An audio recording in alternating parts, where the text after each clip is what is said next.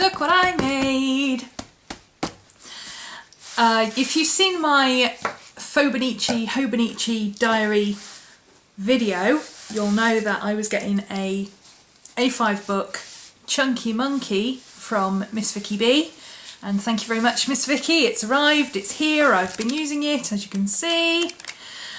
I loved it, loved it, loved it, loved it. However, the cover, as you'll see in a minute, is really, really, really soft and floppy, and it was getting quite damaged. Now, I don't mind the soft floppy cover, I'm not really bothered about the damage, but I do kind of move it around the house a lot, and it was getting tatty and dog-eared on the back, which meant it didn't lie flat. So, I don't know if you've seen Vicky's recent video, but she actually bought a Hobonichi cover for hers. I would love a Hobonichi cover, but I can't afford one. It's with the cost of the cover, plus the shipping, plus the import tax, it's like 3 times the cost that it's listed on the site. And I just can't justify that cost. So I thought, hey, you know what? I've got some cute material. Isn't this adorable? It's Hansel and Gretel. This is a little witch. Isn't it cute? I don't know where the material came from. I can't help you with that, I'm afraid. Rebecca Horwood, who you may know as This Little Chicken, she sent it to me in a swap. It was absolutely gorgeous. She loves kawaii fabric, and I think she got this from Japan. So I can't tell you where I got it, I'm sorry. The inside fabric, actually, I just bought. It's hand-dyed cotton, and I just bought it from a local shop. And it's just a slip cover.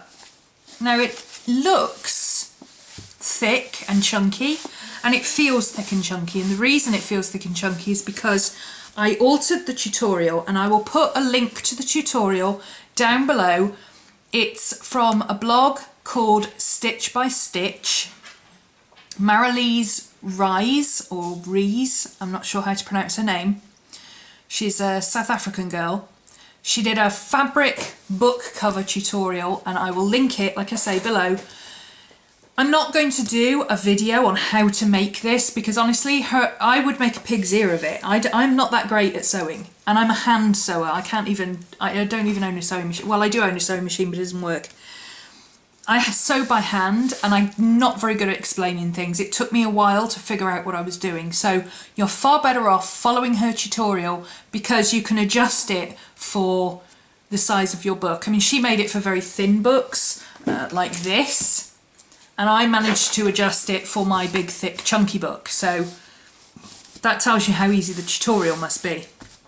Now, because of the way I made it and the adjustment I made to the inside to make it thick and padded, I forgot to add extra. Well, no, I didn't forget to add extra on the inside. I added extra on the inside, it just wasn't quite enough.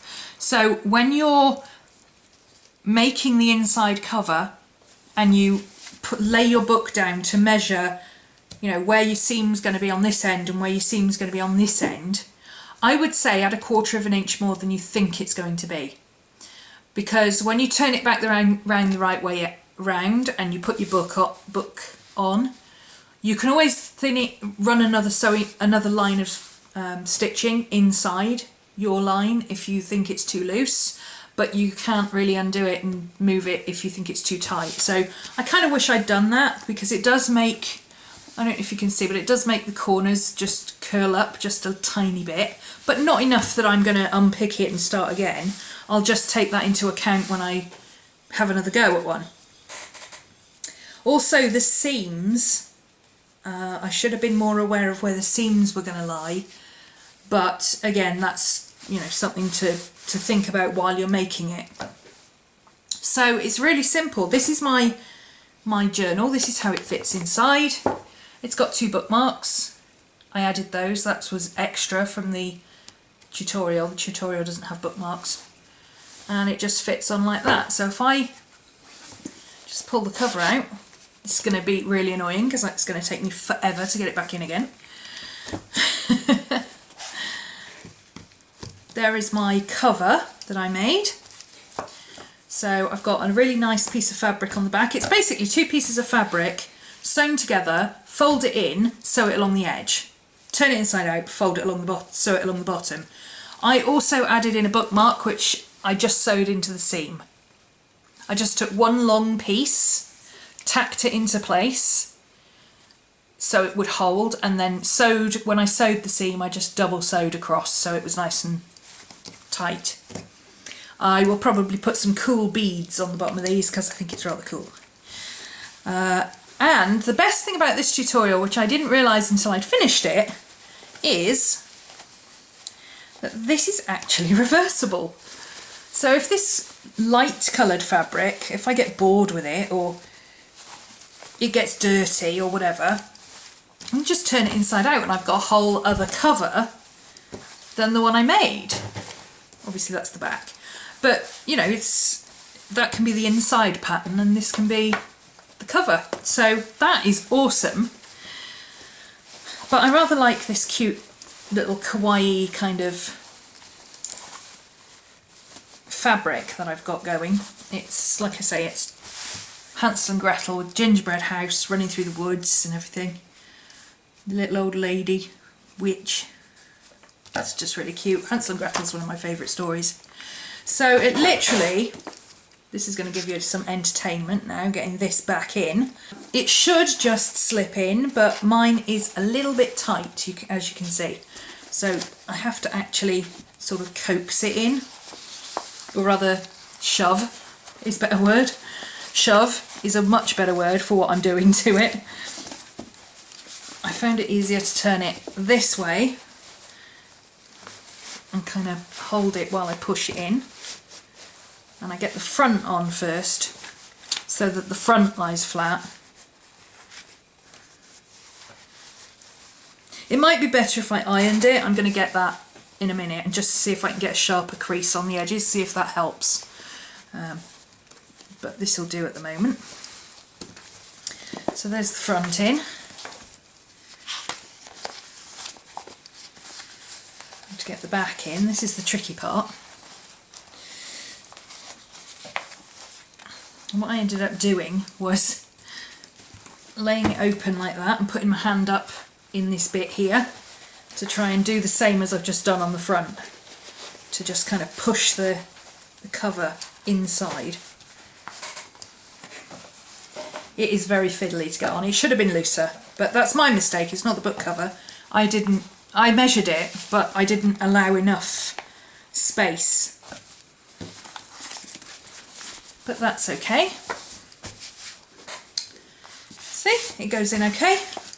Obviously I've got a little space here that's like a pocket that I can put my stickers and things in there. I've got some bits and pieces that I can just pop in there. I've actually got a plastic wallet that will fit in there, so that'll be rather cool. I did consider, because I've got a little bit of this fabric left, I did consider maybe turning this into a pocket, but if I do that, then when I reverse it, I won't be able to use the pocket. So I'll have to think about that. There might be a way of maybe velcroing the pocket on so that the pocket is usable this side, and then when I turn it over, I can put velcro on the other side as well and I can stick it on there instead. I don't know. Maybe just a flat pocket would be okay, if it's just a flat piece in there.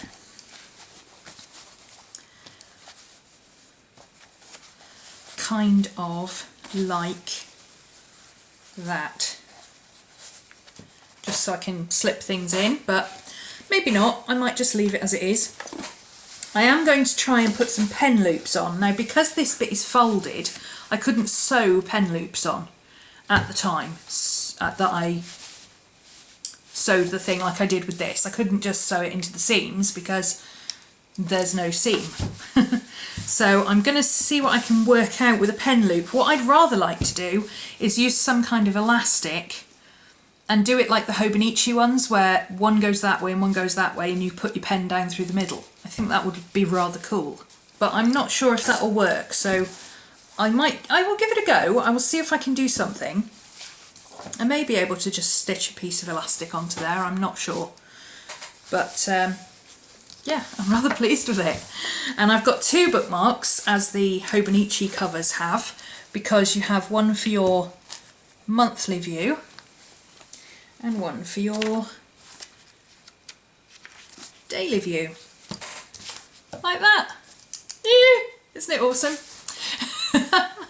I will, as I said, link to the tutorial that I used down below by Maralise. It is a fantastic video, a fantastic tutorial. She shows you in pictures, step by step, exactly what to do. It's so easy, even I can do it.